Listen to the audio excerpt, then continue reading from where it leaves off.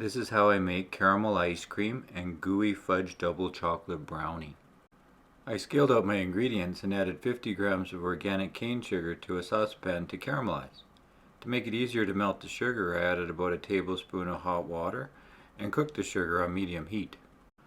I had 200 grams of high-fat cream and 200 grams of whole milk ready to go into the pan after the sugar had caramelized. I had a bowl of ice water in case the hot sugar gets on my hand. I can immediately douse the burning sugar in the icy water to limit the damage. I swirl the pan instead of stirring because the spoon will cool the mixture, causing sugar crystals to form. When a deep amber color is achieved and the sugar just starts to smoke, I add the cream and turn off the heat. I stirred the mixture for a few seconds to melt away sugar crystals that might have formed and cool the mixture further by adding the milk. After all of the sugar had melted back into the dairy and cooled a bit, I mixed it into 4 egg yolks to make the custard, and transferred the raw custard into a Ziploc freezer bag. I push out as much of the air as possible and seal the bag tightly.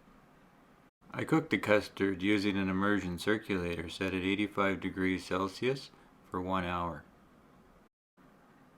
I hang the Ziploc bag sealed end over the edge so there's little chance that water will get in if the seal breaks.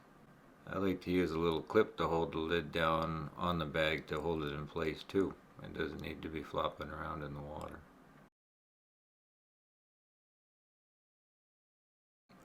I cooled the bag in an ice bath when it came out of the hot water to cool it down before I put it in the fridge to mature overnight.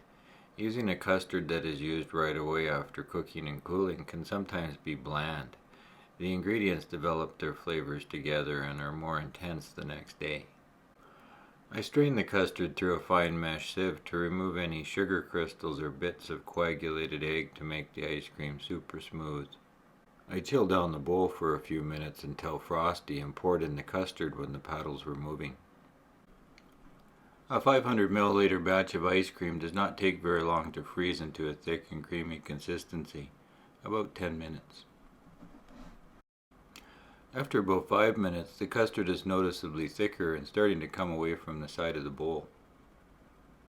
The ice cream is ready when the custard has come together into a frozen ball and looks like soft serve ice cream. I scooped the ice cream into a 500 milliliter mason jar and placed the jar in the freezer to fully harden.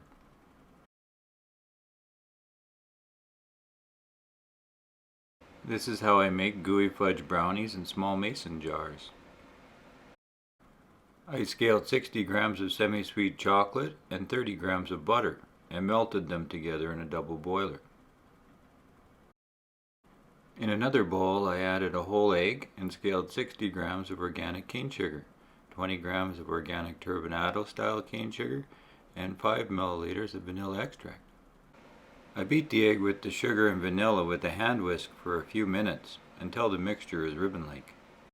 I scaled 25 grams of stone ground cake flour that I made, but regular all-purpose flour will work too, and 10 grams of cocoa. I add the melted chocolate to the sugar and egg mixture and whisk until smooth. I sift the flour and cocoa into the chocolate, sugar, and egg mixture and fold it in until smooth.